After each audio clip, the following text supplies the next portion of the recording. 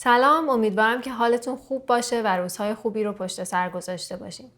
امروز میخوایم با هم تمرین رو بزنیم که خیلی خوبه برای 2 جفت پشت سر هم و ترکیباتی از جفت‌ها که تا حالا نزدیم. همچنین تمرینی برای تکیه های پشت سر هم و دولاچنگ هایی که تکیه میگیرن. درس 4 مضراب ابوعطا رو میخوایم بزنیم اثر استاد مشکاتیان از کتاب گلاین. ریتم این 4 مضراب رو در ابتدا نمیخوایم خیلی تند بگیریم، شمرده میزنیم و درش میاریم. بعد اگه در اومد و تونستیم اون موقع تمپوش رو بالاتر میبریم و با سرعت بیشتری میزنیم، ولی در ابتدا حتما با ریتم کندتر اینو تمرین بکنیم. از میزان اول شروع میکنیم. 3 تایی هست، 3 تا دونه چنگ توی هر میزان داریم. از 2 بم شروع میشه، 2 2 2 2 2. اولی بار نوتش رو میزنیم. حالا ریتمش میشه 1 و 2 3 یا 1 و 2 و 3 و. میزان بعد دوباره همینه، به جای 2 بم شده سل. همین 2 میزان رو با هم میزنم. همونطور که میبینیم روی 2 زردمون باید مکس کنیم، بقیهش همش دولاچنگه. 1 و 2 و 3 و 1 و 2 و 3 و. بعدی میشه همین فیگورمون 2 2 میمونه، یه نوت میاد پایین، میشه 2 2 سی لا سل. یه نوت پایین تر. بعد از 2 تا دعا که زدیم 2 تای بعدی جفته، رو جفت اولمون بیشتر مکس میکنیم، بعدی ها میچسبه به هم. 1 و 2 و 3 و 1 و 2 و 3 و. بعدی عین همینه، میره بالا. دوباره پایه.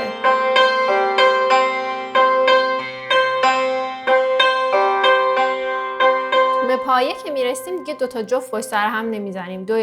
دویی که رو زرد میزنیم با دست راست و تک هست، چنگمون تکه دیگه، جفت نیست.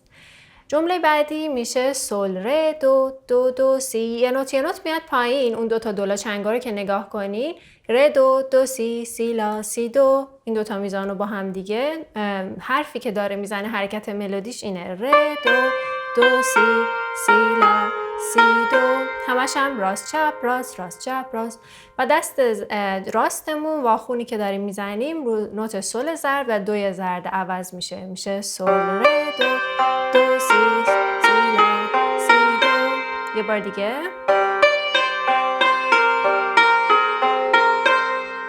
دو میزان بعدی عین همینه، میزان اولش یه نوت اومده پایین تر، دو سی سی لا سل دو سی دو سی لا.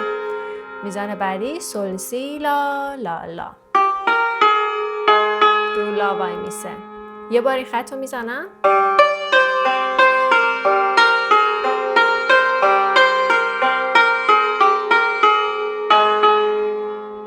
میزان بعدی ر دو ر می. 1 و 2 و 3 و. حالا یه تریل 4 تایی. 1 و 2 و 3 و. یه نوت پایین تر از 2. چون که ر زردمون کرونه، توی نوت نویسی این 4 مضراب فرض رو بر این گرفته که نوت زرد رمون کرون نیست و بکاره. به خاطر همین اون جاهایی که ر زرد داریم ما ر زردمون رو میاریم رو سیمای سفید. مثلا این میزانی که نوشته دوره دوره دو سی دوره، رو سفید میزنیم کلشو. بعدی یه نوت پایین تر، 1 و 2 و 3 و. یه نوت پایین تر. دفعه نوت آخرش شده لا سل سی سل. و روی لا ریز میزنیم. 1 میشه لامون 1 و 2 و 3 وش میشه لاره. سادش میشه 1 و 2 و 3 و. حالا بخوایم ریز بزنیم با یه دونه تک روی زرد میشه 1 و 2 و 3 و. یه بار دیگه. میزان بعد اول سادش رو میزنیم بدون تکیه. چیه سادش؟ دو سی سی لا لا سل. میشه دو سی سی لا لا سل. حالا مضراباش چون که تکیه هامون رو میخوایم با دست چپ بزنیم، بقیه نوت اصلیامون همش راست میشه، با راست شروع میشه. نوتای اصلیمون هم با راست همش راست میشه دو سی سی لا لا سل. حالا میخوایم تکیه هاشو بزنیم. گفتیم تکیه نوت زینتی که میچسبه به نوت دوم، پس میشه دو سی رو میزنیم، به سی دوم که میخوایم بزنیم یه دو میچسبه، دو سی سی. بعدی لا رو میزنیم به لای دوم یه سی میچسبه، بعدی سول میشه دو سی لا سی لا سول.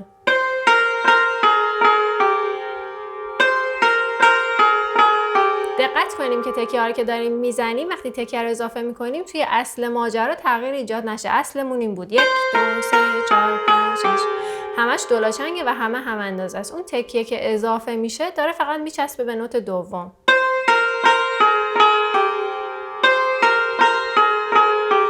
با شدت کم و چسبیده به نوت دوممون اجرا میشه. دو سی لا سی لا سول. بعدی روی لاریز میزنیم کلشو، 1 و 2 و 3 و از فا میریم بالا. به ره که میرسیم حواسمون باشه رمون رو روی سفید بزنیم، رو زرد نزنیم. 1 و 2 و 3 و دوباره میره بالا، می فا سول لا سی دو، 1 و 2 و 3 و ره سی دو ره دو می. دوباره این همون تکیه که زدیم این دفعه از ره تکرار شده. 1 2 3 4 5 6 با تکیه 1 2 3 4 5 6. بعدی یه نوت اومده پایین، عین دو میزان قبلیه، یه نوت پایین تر، سی لا سی دو سی ره روی سفید، 1 2 3 4 5 6 دو سی لا سی لا سول، 1 2 3 4 5 6. بعدی رو سفید عین همونه، 1 2 3. بعدی فقط یه دونه تکیه همونه، دوباره فقط یه دونه از اون تکیه ها اومده عوض شده، سی لا لا سول سی سول لا.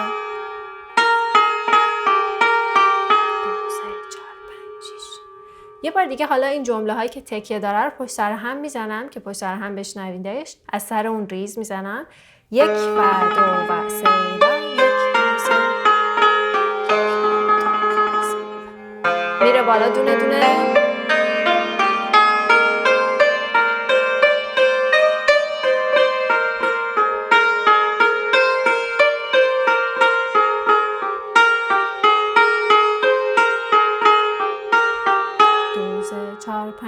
برمیگردیم به پایه اصلی دوباره، 1 2 3 4 5 6 تکرار.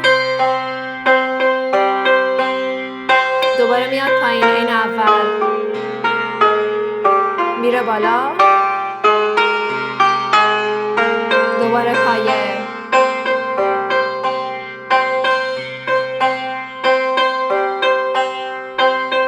خب حالا یه نوت میره بالاتر، این دفعه دست چپمون میره رو فا، میزنیم دو، اون که همون دوه، با دو شروع میشه، دو فا می ره دو. فقط چون که ره زرد نداریم دوباره یا جفتمون رو باید تک بزنیم روی ره یا باید با پشت خرک جفت بزنیم، میشه دو فا می ره دو. و چون میخوایم که رهمون رو با پشت خرک جفت بزنیم، میمون رو روی سفید بزنیم قشنگ‌تره تا روی زرد یا پرشش زیاد بشه. فا می ره دو. بعدی یکی پایین تر، می ره دو سی. بعدی سی ره دو. دوباره مجبوریم رمون رو اینجا تک بزنیم، رمون رو جفت نمیزنیم، سی سی ره دو. دوباره پایه. پس همین یه جمله رو سه تا میزان رو با هم دیگه بزنیم میشه فا می ره دو. پایه، تکرار، این همون یه نوت میاره بالاتر، سول فا میره. بعدی این دفعه یه حرکت بالا رونده داریم بعدش، میگه دو ره می فا، دوباره رمون رو با سفید میزنیم، یکی پایین تر، این دوتا میزان رو، این همین دوتا میزان رو اومده یه نوت پایین تر، فا میره دو. از سی میره بالا، دوباره این همین یه نوت پایین تر، از می میاد پایین، از ره میاد پایین، به دومیش که میرسه عوض میشه، دو سی لا سول سی لا. دست چپمون داره یه دونه پایین تر از دست راست میزنه، بعد از دو میاد پایین، دوباره از سول میره بالا مثل اول، میخواد برسه به پایه،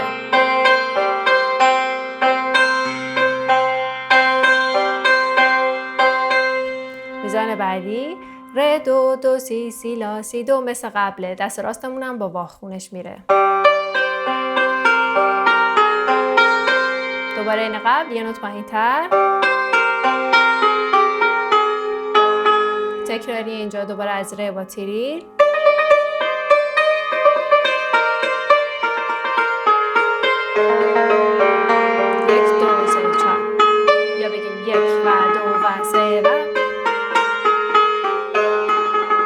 تکراری میره بالا.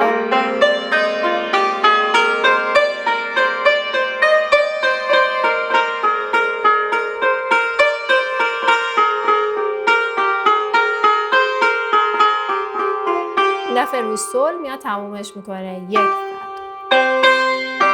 میزنه آخرش میشه یک و دو و مونم سکوته. سه و میچسبه به یک بعدی. یک و دو و سه و یک و دو و سه و. حالا یه بار کلشو میزنم با همین شمردگی.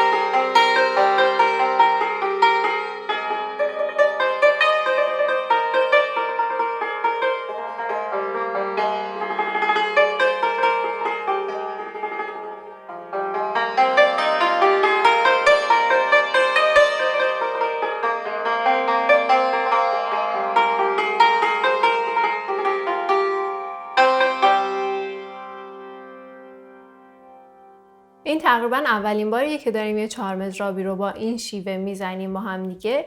ممکنه که مضراب گذاریاش یکم جدید باشه براتون و احتیاج به تمرین بیشتری داره، ولی 4 مضراب خیلی زیباییه و یک مجموعه لغات بیشتری اضافه میکنه به دامن لغاتی که تا حالا داشتیم و مضراب گذاری های جدیدی رو بهتون معرفی میکنه.